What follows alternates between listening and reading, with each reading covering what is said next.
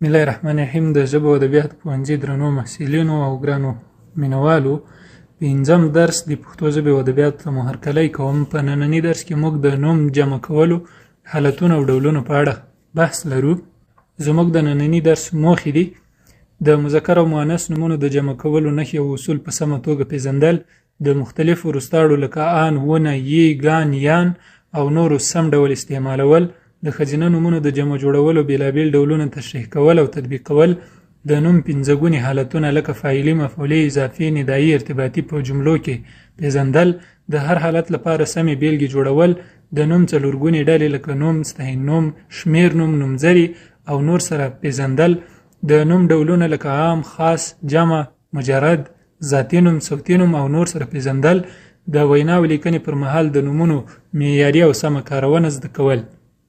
د مذکر یا نارینه نوم د جمع کولو نښې نښانې: هغه نښې چې مفرد مذکر نومونه جمع کوي په لاندې ډول دي: آن، ونه، یې، زورکی یا ګان، یان.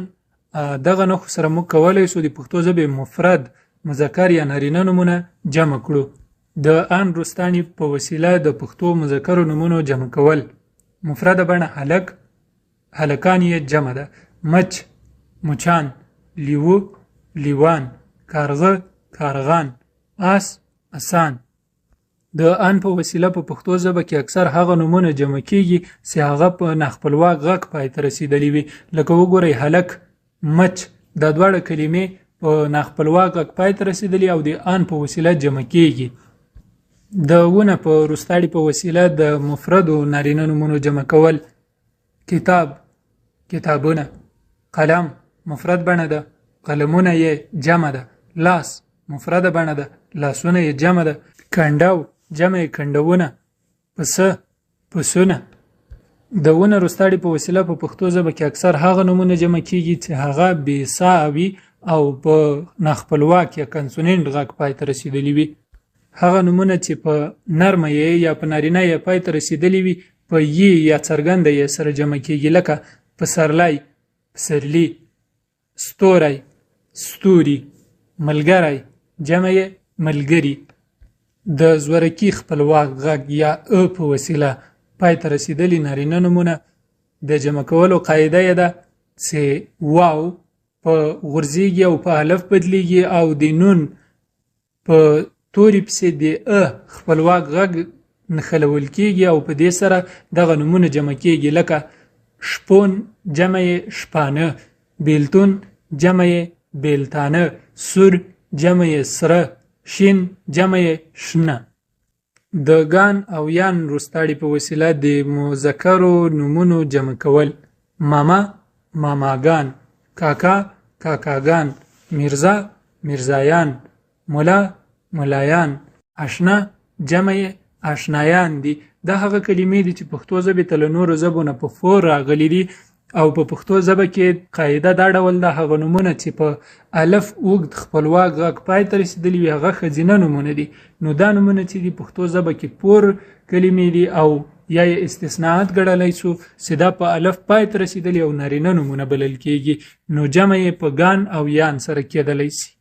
د مؤنث نوم د جمع کولو نښې: په اوږدې یې سره، په زورکیواله یا لکیواله یې یا مؤنثه تانیث یې باندې، په ګانې سره، په وې سره، په یانې وروستاړي باندې، د یندې په وروستاړي او د یانې وروستاړي په وسیله له نارینه نسبتي صفتونو نه موږ کولی شو دغه نومونه مؤنث ته جمع کړو، لکه د اوږدې یې په وسیله د مؤنثو نومونو جمع کول: ونه، جمع یې ونې، میاشت، جمع یې میاشتې، ستنه، جمع یې ستنې، خوله، جمع یې خولې. وګورئ دا ټول نومونه په ګرد هې پای ته رسیدلی او ټول هغه نومونه چې په زور خپلواک غږ پای ته رسیدلی وي د هغې جمع په پښتو ژبه کې په اوږدې یا باندې کیږي. د ګانې او وې وروستاړي په وسیله جمع کول: هغه نومونه چې په پښتو ژبه کې په الف خپلواک غږ پای ته رسیدلی او ښځینه نومونه دي د ګانې او وې وروستاړو په وسیله جمع کیدلی شي، لکه خندا، جمع یې خنداګانې او یا خنداوې، ژړا، جمع یې ژړاګانې او یا ژړاوې، بلا، جمع یې بلاګانې یا بلاوې. د یعنی وروستاړي په وسیله د ښځینه نومونو جمع کول دا هغه نسبتي نومونه دي چې نارینه بڼه یې راغلې ده او ښځینه بڼې ته یې له همدغې نارینه بڼې نه اوښتل کېدلی سي لکه کابلی، کابلي او ښځینه جمع یې کابلیانې، دوبي، دوبیان او ښځینه بڼه یې دوبیانې، ګونګی جمع یې ګونګي، دوهمه جمع یې ګونګیان په نارینه بڼه کې او ښځینه بڼه یې ګونګیانې کېدلی سي. د یندې وروستاړي په وسیله په پښتو ژبه کې حقیقي مؤنث نومونه جمع کېدلی سي او هغه څوک چې غواړي زده یې کړي حافظې ته یې وسپاري نو دوی مجبور دي چې دغه نومونه په پښتو ژبه کې یاد کړي یا یې حفظ کړي لکه مور، میندې، خور، خویندې، ترور، ترایندې او دغه ډول نور په پښتو ژبه کې محدود شمیر نومونه شته ده چې له کومې خاصې قاعدې نه پیروي نه کوي نو د دې لپاره مجبور یو چې دا څه کړو زده یې کړو، حفظ یې کړو، خپلې حافظې ته یې وسپارو.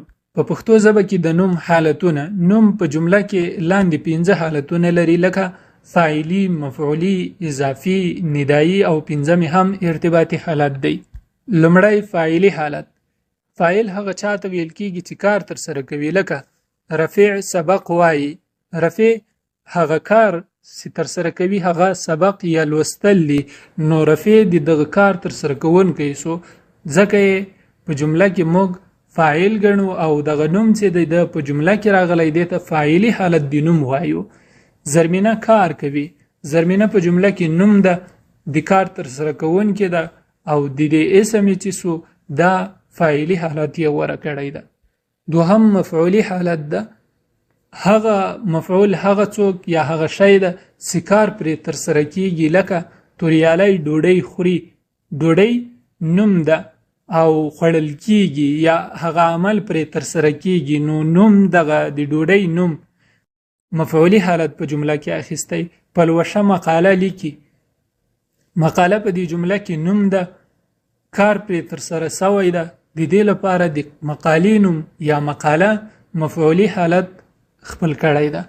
دریم اضافي حالت. په پښتو ژبه کې د دال سربل یا ملکی عدد په وسیله ښودل کیږي لکه د زرمینې کور ښکلی دی.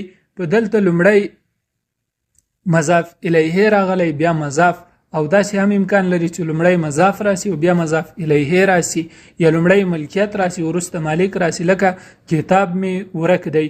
می کمزوری ملکی ضمیر ده او کتاب ملکیت ده یا مضاف ده. په دغه ډول په پښتو ژبه کې مضاف او مضاف الیه خپل ځایونه د ضمیرونو په ملتیا وړاندې ورسته کولی سي او که چیرته دال راغلی او په هغه صورت کې لومړی مضاف الیه راځي او بیا مضاف راځي. څلورم ندایي حالت. د بلنې لپاره کاریږي. کله چې موږ یو چا ته غږ کوو یا په یو چا باندې غږ کوو یا یې رابلو هغه ته دغه حالت د نوم کارول کیږي لکه مثلا اصل نوم یې احمد ده خو موږ کله چې غږ ورته کوو احمده، زلمیه او که ډله وي مسلمانانو، استادانو، محصلینو یا زده کړیالانو چې په دغه حالت کې نوم تغییریږي او دا د آزادو مورفیمونو یا د خپلواکو مورفیمونو خپل ځانګړنه ده ځکه موږ د خپلواکو مورفیمونو په ډله کې مطالعه کوو. پنځم د نوم ارتباطي حالت. د عاداتو سره مل راځي. که چیرته په یو جمله کې احداث راغلي وي او نوم سره ملګری وي دغه نوم ارتباطي حالت خپلوي یا د اړیکو حالت خپلوي او دغه اړیکې د عاداتو په وسیله رامنځته کیږي لکه له کوره راغلم. دغه د کور او راتګ ترمنځ اړیکه ټینګوي د لس سربل په وسیله رامنځته شوې ده. بازار ته ځم هغه لوری چې ښیي هغه د ته استربل ده چې په دې جمله کې راغلی د نوم او فعل ترمنځ اړیکه ټینګه کړې ده دې ته ارتباطي حالت ویل کیږي. د نوم څلورګونې ډلې. نوم په پښتو ژبه کې په 4 ډلو ویشل شوی یا په دغه 4 برخو کې د مطالعې وړ ده لکه په خپل نوم یا اسم، ستایي نوم یا صفتونه، شمیر نوم یا عددونه، نومځري یا هم ضمیرونه. لومړی په خپل د نوم ډولونه دي. عام نوم ده. عام نوم هغه نوم ته ویل کیږي چې د ټولو وګړو، ځایونو او اشخاصو لپاره په یو ډول کارول کیږي لکه هیواد، هلک، نجلۍ. لکه هیواد موږ د افغانستان، سعودي عربستان یا نورو هیوادونو لپاره د دې ټولو لپاره هیواد ویلی سو. هلک د ټولو نارینه جنس لپاره هلک موږ کارولی سو، نجلۍ د ښځینه لپاره موږ د نجلۍ کلمه په عام ډول سره د ټولو لپاره کارولی سو. او بل هم خاص نوم ده. خاص نوم بیا د عام نوم په مقابل کې ده چې مشخص یا ځانګړي اشخاصو لپاره ایښودل سوی یا د ځانګړو ځایونو لپاره ایښودل سوی او پرته له همغو اشخاصو شیانو او یا جیونو نه پرته موږ هغه د بل چا لپاره نسو کارولی. لکه په یو کور کې موږ یو عبید لرو یا یوه نظیفه لرو او افغانستان په ټوله نړۍ کې یو هیواد یا یوه جغرافیه د هغې ته دغه نوم کارول کیږي، نو ځکه یې خاص نوم ګڼو. بل هم جمع نوم ده چې دا د ټولګي لپاره کارول کیږي، د اشخاصو شیانو یا د جیونو د ډلې لپاره کارول کیږي. لکه ټولګي بیا توپیر سره لري، یعنی د ځینو مختاړو رستاړو یا د نورو ترکیبونو په وسیله مو کولی سو مشخص کو یا خاص نوم ترېنه جوړ کو. لښکر، رمه. بل هم جنس نوم ده. جنس نوم د اجناسو لپاره کارول کیږي چې د جمع وړ نه وي، لکه اوبه، غنم، تیل، خاوره او دغه ډول نور نومونه ګڼ شمېر شته ده چې هغه د جمع وړ نه دي او د ادبیاتو له مخې د جنس نوم په نوم نومول کیږي. بل هم معنا نوم ده یا مجرد نوم ده، هغه څه چې په سترګو د لیدلو وړ نه دي او په لاس د لمس کیږي نه، په هغو پدیدو باندې چې موږ کوم نومونه ایښي هغې ته معنا نوم ویل کیږي. لکه پوهه، فکر، ویره، عقل او ګڼ شمېر نور نومونه. بل هم ذات نوم ده چې دا د شیانو لپاره کارول کیږي یا د اجناسو لپاره، لکه ونه، تیږه، خښته، بوټی او دا ډول نور. بل هم صوت یا د غږ نوم ده، لکه په پښتو ژبه کې درز، ټک، شرنګ او دغه ډول نور غږونه دي چې په بیلابیلو ځایونو کې په بیلابیل ډول کارول کیږي یا د بیلابیلو پدیدو شیانو اوازونو ته موږ دغه نومونه کاروو. البته په هغه وخت کې چې ضرورت پیښ شي، لکه مثلا که چیرته یوه چاودنه کیږي نو موږ وایو درز غږ وسو. دغه ډول د هر غږ لپاره یا د هرې پدیدې د خپل هغه طبیعت له مخې چې دی د پښتو ژبې سره یې دغه غږ ورته والی ولري، موږ هغه ته همدغو نومونو نه یو نوم کاروو.